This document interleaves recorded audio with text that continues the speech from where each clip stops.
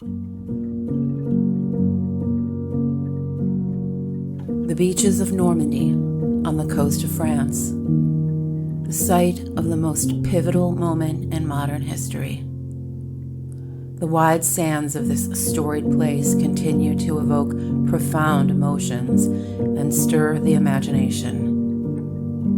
D-Day, June 6, 1944, the beginning of the Allied invasion of German-occupied Western Europe during World War II. The invasion forces included 7,000 ships and landing craft, operated by some 195,000 naval personnel.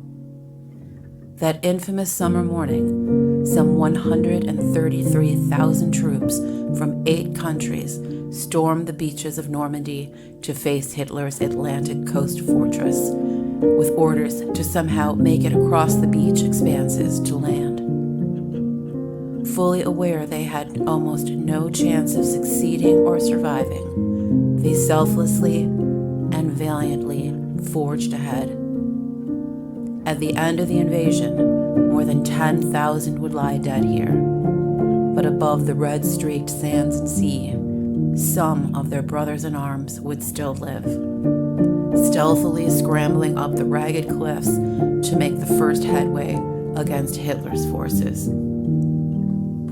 People think D-Day means a lot of things, but what it stands for is Day. This wasn't a reconnaissance day, or a training day, or a practice day. It was the day, when the most crucial operation in modern history would go down. A day of unparalleled heroism, sacrifice, and, tragically, loss. Today, the beaches of Normandy bear witness to the haunting echoes of that fateful day, with numerous accounts of ghostly phenomena and eerie occurrences being told by both visitors and locals. Those who were there in 1944 will tell you that that's because the D in D-Day stands for death. Omaha Beach, the bloodiest of the D-Day landing sites, is perhaps also the most haunted. As dawn broke on that historic day, Allied soldiers stormed the shore under a hail of enemy fire. They landed completely exposed to the German enemy, scrambling for shore, losing their weapons in the sea, losing limbs and lives by the hundreds per minute. At the end of that first day, 9,000 lay dead or wounded. By the end of the landing operations and the weeks that followed, 10,000 Americans alone would perish, populating today the American cemetery at Normandy. They would be part of some 51 million Allied troops killed during World War II. Omaha Beach, which had seen such chaos and carnage, remembers D-Day in a very real way even now. Today, visitors report strange sightings and sensations, though so many years have passed since the horror of that day. One of the most famous encounters at Omaha Beach is that of the ghost of the 116th. One woman tells of going to the Normandy beaches with her grandmother in 1999. During the day, they strolled the sands of Omaha Beach and looked for shells, touring the old bunkers as the child's grandmother told stories of what had happened there on D-Day. That evening, in bed in a local hostel, the grandmother woke to a voice crying, "Help me, my leg." The second night, she saw a figure along with the voice. The voice told her he was a captain in the 116th Division who had been part of the first wave of soldiers to storm the beach. He never made it to land. A mortar struck him, and moments later, he was killed by a bullet to the head. One of the places where so much activity is seen in Normandy is in Point du Hoc, where, in a stunning D-Day operation, America's Army Rangers scaled the 500-foot cliffs to attack the encampments of the Germans. Visitors to Point du Hoc report hearing disembodied voices echoing across the cliffs, as if the spirits of the fallen are still calling out to one another in the night. Some also claim to have seen shadowy figures moving among the ruins, their forms flickering in the mist above the sea. This area is also the site of the old bunkers that can still be toured, though they are crumbling now into the soil. Some years ago, a gentleman visited Normandy with his 7-year-old daughter.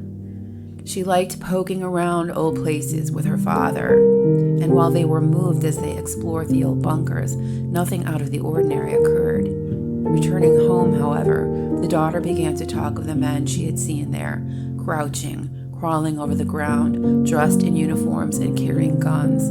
The girl knew nothing of soldiers or of war. The family had no books or movies at home about them, and the father refrained from playing his military-themed video games when she was home. They had never watched a war movie or documentary in her presence, yet she was able to describe every detail of the men's uniforms. She said some of them were very sharply dressed, and she described the Germans' tunics and unique helmets, the buttons down the front, and star insignia with surrounding leaves on their chests. But she also described the more scruffily dressed men and the camouflage of the Allied forces. She struggled trying to describe the print of the fabric, saying it looked like dark green and brown and gray mixed together, colors of different shapes. And she picked the specific rifles of the Germans and Americans out of a book showing hundreds of different weapons. She said the men had been pointing guns at them while they walked the area, hiding behind walls and moving stealthily. From the trimly dressed ones, she said, she'd felt malice and anger. Another young man had come to Normandy while on his honeymoon. Paris was his new bride's dream destination, and they enjoyed their time there, but he also wanted to do something on his own bucket list for the momentous trip.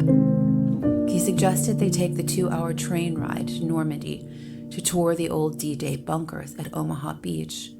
One of the photos taken inside the bunker came back with a ghostly face in the window. That experience would be echoed by countless other visitors in the future. It's not only tourists that experience the ghosts of Normandy. Locals hear crying, wailing, and moaning, as well as gunfire, not only at night, but in broad daylight as well.